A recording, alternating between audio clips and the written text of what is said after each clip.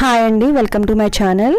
అందరూ బాగున్నారా? నేను చాలా బాగున్నాను. వీటిని నల్లేరు కాళ్ళు అంటారండి. నల్లేరు కాళ్ళు ఎంతమందికి తెలుసో కామెంట్ చేయండి. ఇవి ఎక్కువ పొలాల దగ్గర విలేజెస్లో ఉంటాయన్నమాట. కావాలంటే మనం కూడా తెచ్చి పెంచుకోవచ్చు. ఇవి ఆరోగ్యానికి చాలా మంచిదండి.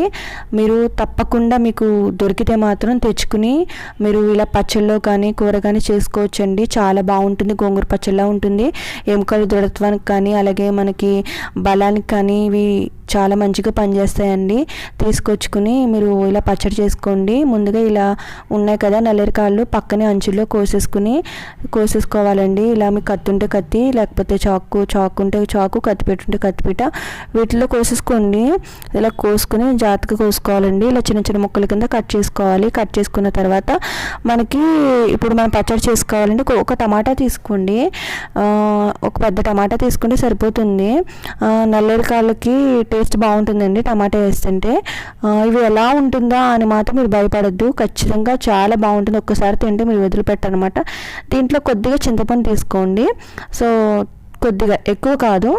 మేము తినము అనుకుంటే మానేయచ్చు, లేదంటే కొద్దిగా చిన్న బాటంటే తీసుకుంటే సరిపోతుంది అనమాట. తర్వాత ఏంటంటే మనకి జీలకర్ర, ధనియాలు, మినపప్పు లేకపోతే సాయి మినపప్పు తీసుకోండి. అలాగే ఎండుమిరపకాయలు, వెల్లుల్లిపాయలు తీసుకోవాలన్నమాట.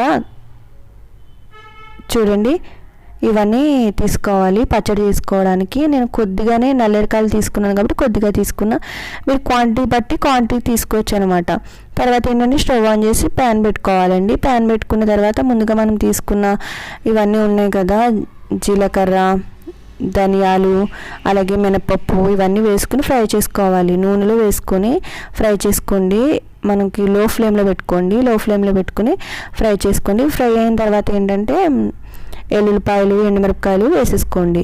ఇవి కూడా కొద్దిగా ఫ్రై అయిన తర్వాత మనం పక్కకు తీసేసుకోవాలండి. పక్కకు తీసుకుని ఇదే ప్యాన్లో నల్లేరుకాళ్ళు తీసుకుని మనకి ఫ్రై చేసుకోవాలి.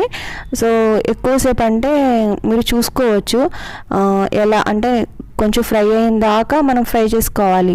ఫ్రై చేసుకున్న తర్వాత ఏంటంటే టమాటా ముక్కలు వేసుకోవాలన్నమాట.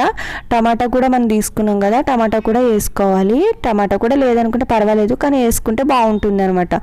సో చూడండి, ఇప్పుడు ఫ్రై అవుతున్నాయి కదా, కలర్ మారుతున్నాయి కదా. కొంచెం కలర్ మారిన తర్వాత టమాటా అలాగే చింతపండు కూడా తీసుకోండి. చింతపండు కూడా తీసుకుని ఫ్రై అవ్వనివ్వాలి. చూడండి, ఇలా ఫ్రై అయిన తర్వాత స్టవ్ ఆఫ్ చేసేసుకుని ఇప్పుడు నేను మిక్సీ పట్టుకోవాలన్నమాట. ముందుగా ఏంటంటే నేను ఈ ధనియాలు, జీలకర్ర అవన్నీ ఉన్నాయి కదా, అవి మిక్సీ పట్టుకున్నాను. దాని తర్వాత దాంట్లో కొద్దిగా ఉప్పు వేసుకోలేదు కదా, దీంట్లో కొద్దిగా ఉప్పు వేసుకుని ఇవి మిక్సీ పట్టుకున్న తర్వాత నల్లేరుకాళ్ళు, టమాటా వేసుకుని పట్టుకున్నానండి.